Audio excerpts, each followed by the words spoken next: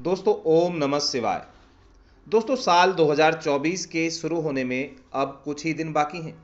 जैसे जैसे साल 2023 बीत रहा है और नया साल नज़दीक आ रहा है, वैसे ही हर व्यक्ति के मन में यह इच्छा पैदा हो रही है कि आने वाला साल कैसा होगा, आने वाले साल में आर्थिक स्थिति कैसी रहेगी, नई नौकरी पाने और वर्तमान नौकरी में प्रमोशन के या वेतन वृद्धि के योग बनेंगे या नहीं बनेंगे, व्यापार में कितनी तरक्की होगी, कितना मुनाफा देखने को मिलेगा, सेहत और रिश्तों के मामले में आने वाला साल क्या लेकर आएगा। ऐसी बहुत सी चीज़ों को जानने की उत्सुकता है। ज्योतिष गणना के अनुसार साल 2024 में ग्रह नक्षत्रों की चाल का अध्ययन करके कन्या राशि के जातकों के लिए आने वाला साल कैसा होगा, बात करते हैं। दोस्तों आगे बढ़ें इससे पहले आपसे निवेदन है, यदि आप हमारे चैनल पर पहली बार आए हैं तो चैनल को सब्सक्राइब कर दें, बेल आइकन को प्रेस कर दें और जुड़ जाएं हमारे चैनल के साथ। दोस्तों कन्या राशि का स्वामी बुध ग्रह होता है। इस राशि के लोग स्वभाव से बहुत महत्वाकांक्षी होते हैं और बहुत भावुक भी होते हैं। दूसरों की हर छोटी से छोटी बात पर ध्यान रखते हैं। ये लोग दूसरों को खुश रखते हैं। ज़्यादातर मामलों में दिमाग की जगह दिल से काम लेते हैं। कन्या राशि के लोगों के लिए साल की शुरुआत में ही देवगुरु बृहस्पति अष्टम भाव में मार्गी हो जाएंगे। देवगुरु आपके चौथे और सातवें भाव के स्वामी हैं, तो ऐसे में आपको अब अच्छा स्वास्थ्य प्राप्त होने की संभावना रहेगी। यदि किसी पुरानी बीमारी से पीड़ित हैं तो बीमारी खत्म होगी। हाल ही में परिवार में हुई कलह के कारण आपको मानसिक तनाव भी हुआ है, लेकिन देवगुरु के मार्गी होने से अब आपकी सभी पुरानी समस्याएं खत्म हो जाएंगी। इस दौरान अगर आपके किसी को धन उधार दिया था और वो भी आपको मिलने की पूरी उम्मीद रहेगी। इस राशि के लोगों के लिए धर्म और न्याय के कारक शनिदेव पूरे साल छठे भाव यानी कि शत्रु भाव में गोचर करेंगे। इस भाव में शनि का यह गोचर आपके लिए सकारात्मक परिणाम लेकर आएगा। इस दौरान आपकी नौकरी में अच्छी तरक्की मिलेगी। पूरे साल आपके शत्रु आपका कुछ भी नहीं बिगाड़ पाएंगे।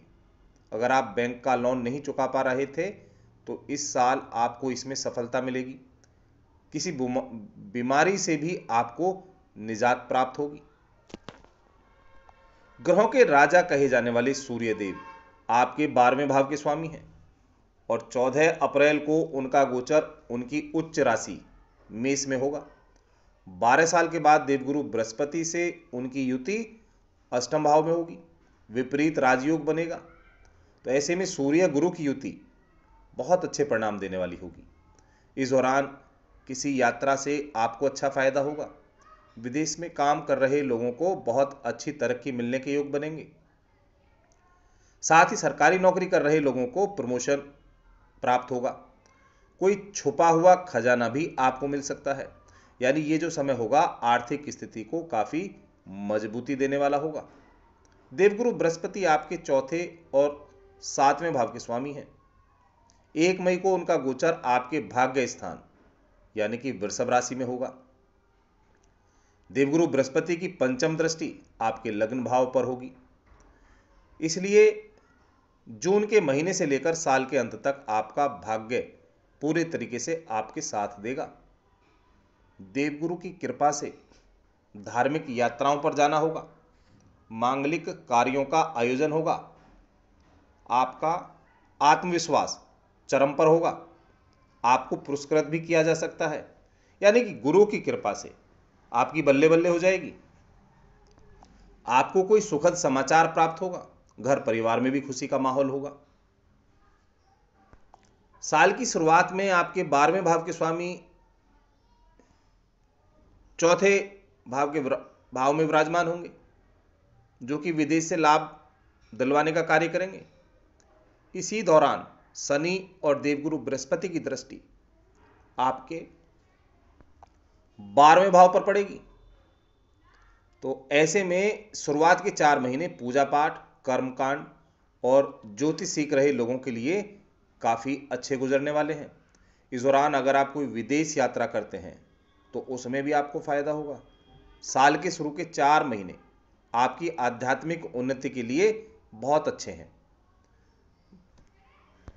ग्रहों के सेनापति मंगल देव 15 मार्च को अपने शत्रु शनिदेव की कुंभ राशि में प्रवेश करेंगे और 23 अप्रैल तक उन्हीं के साथ विराजमान होंगे। यानी कि 15 मार्च से 23 अप्रैल तक शनि और मंगल की युति आपके छठे भाव में होगी। मंगल चूंकि आपके अष्टम भाव के स्वामी हैं, इसलिए आपको इस युति के को लेकर थोड़ा सावधान रहना होगा। इस समय में आपके शत्रु आपके खिलाफ कोई गुप्त योजना बना सकते हैं, आपके परेशान करने के लिए कोई साजिश रच सकते हैं, वहीं आपके कर्ज भी बढ़ सकते हैं। तो जब तक मंगल का गोचर कुंभ राशि में शनि के साथ है, आपको किसी भी व्यक्ति को धन उधार देने से बचना होगा, साथ ही वाद विवाद से दूर रहना होगा, अन्यथा आप किसी परेशानी को न्योता देने का काम करेंगे। 2024 में कन्या राशि के लोगों के लिए पाप ग्रह राहु मीन राशि में ही रहेंगे, आपके सप्तम भाव को प्रभावित करेंगे। राहु की दृष्टि लग्न पर विराजमान केतु पर भी जा रही है, तो सप्तम भाव में राहु का गोचर आपको विपरीत परिणाम देगा। हालांकि व्यापारी वर्ग के लिए राहु उन्नति के नए रास्ते खोलने वाला भी है, लेकिन वैवाहिक जीवन में राहु दिक्कत खड़ी कर सकता है। इस पूरे साल आपको अपने जीवन साथी से किसी भी प्रकार की बहस करने से बचना होगा। इसके अलावा आपको उनके स्वास्थ्य का भी ध्यान रखना होगा। यदि पार्टनरशिप में कोई काम करना चाहते हैं तो उसमें सोच समझकर आपको आगे बढ़ना होगा। भौतिक सुख सुविधा और स्त्री का कारक कहे जाने वाले शुक्रदेव 31 मार्च को अपनी उच्च राशि मीन में प्रवेश करेंगे और 24 अप्रैल तक यहीं विराजमान होंगे। यानी कि आपके सप्तम भाव में 31 मार्च से 24 अप्रैल तक राहु और शुक्र की युति होगी, जिसके कारण आपकी यौन इच्छा में वृद्धि होगी।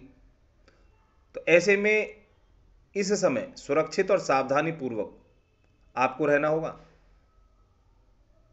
अगर आपको कोई बीमारी है तो वह भी बढ़ सकती है। इस दौरान वैवाहिक जीवन में भी कष्ट देखने को मिल सकता है, तो थोड़ा सावधानी रखनी होगी। पूरे साल धर्म और रहस्य के कारक केतु का गोचर कन्या राशि के जातकों के लिए लग्न में ही होगा। केतु की दृष्टि 5वें 9वें भाव को प्रभावित करेगी, तो यहां इस राशि के लोगों के लिए धर्म की प्रवृत्ति को बढ़ाने वाली होगी यह स्थिति। इस दौरान धर्म रहस्य और आध्यात्म की ओर आपकी रुचि बढ़ेगी। धार्मिक यात्रा पर जाना होगा। केतु का गोचर मौसम से संबंधित बीमारी भी ला सकता है, तो स्वास्थ्य का ख्याल रखना होगा।